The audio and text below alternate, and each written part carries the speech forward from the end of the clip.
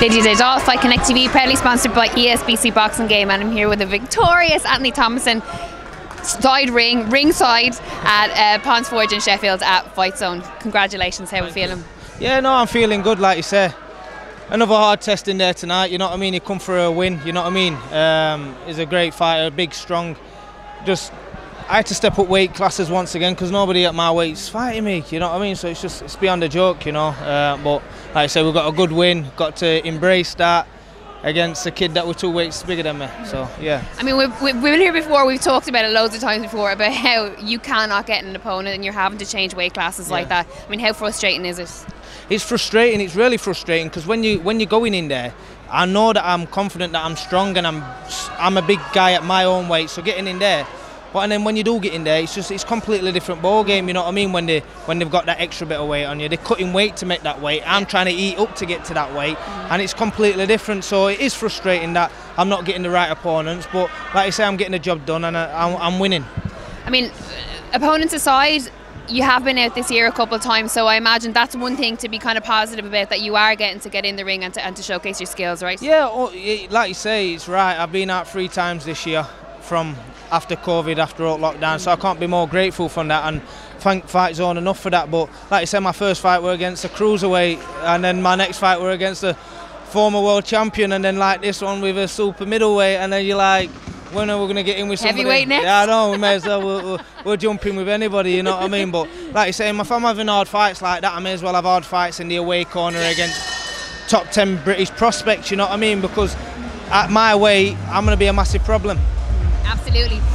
We're obviously celebrating here tonight. Good to have you back in winning ways, but we have to talk about your last fight here, which was probably one of the most exciting fights of the year. I mean, to be ringside and to watch that yourself and Jordan, incredible fight. Didn't get the win.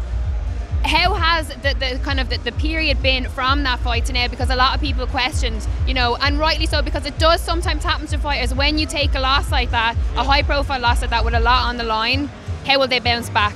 Yeah, like you say, it's how you do bounce back, and for me, I lost to somebody that's a former world champion, so it shows you at the level that I'm punching at my weight, at welterweight, you know what I mean? So I'm fighting at a decent level as a welterweight. I'm inexperienced, aren't I? I've had 15 fights and 15 amateur fights. People who's turned over has had more amateur fights and more experience in amateurs than I have in my whole career. So for me to jump in with a former world champion, and like I say, I was winning the fight to the 9th round, and I've got to take a lot of confidence from that, and it shows that I've progressed really quick, and you know what I mean, it's showing what I am capable of doing, and I can't wait for a great next year in 2022. Get me these right fights, let me fight these right kids at the right weight, and I'll show you the level that I'm at, and I'll walk through the British scene. Absolutely. I mean, you touched on it in your FIGHTZONE post-fight interview with me earlier, and we talked about coming back from that fight, and your mindset has always been positive. It's always been on to the next one. That night, you were like, give me another fight. You were like, give me the rematch. I just want to go out again. You know, how important it is for you to keep focused and to just keep, regardless of the outcome, keep going on to the next one? Yeah, you have to keep focused in this game. You switch off, like you say. If I would have switched off any time in that round, that kid could punch. He's had the 10 wins, and I think he stopped 6 people out of it. So, and his 2 weights division bigger than me, so it shows you that he can punch, but you have to keep switched on. And going back to Jordan, I beat him 9 times out of 10. He beat me on my last outing, but 9 other times I'll beat him comfortably. Like I said, no excuses, no nothing, you know what I mean? I'm not going to try and talk down and how my camp went for that one and stuff like that. And like I say, he was a winner on the night, and I've got to respect him for that. He went home with a belt, but let's do it again. It definitely be a different outcome. Absolutely. Well, listen, we look forward to what's going to come for next year. What are the plans for Christmas? Are we going to take a bit of time off? I can't take no time off, like you say. I'm a true professional in this game, like you say.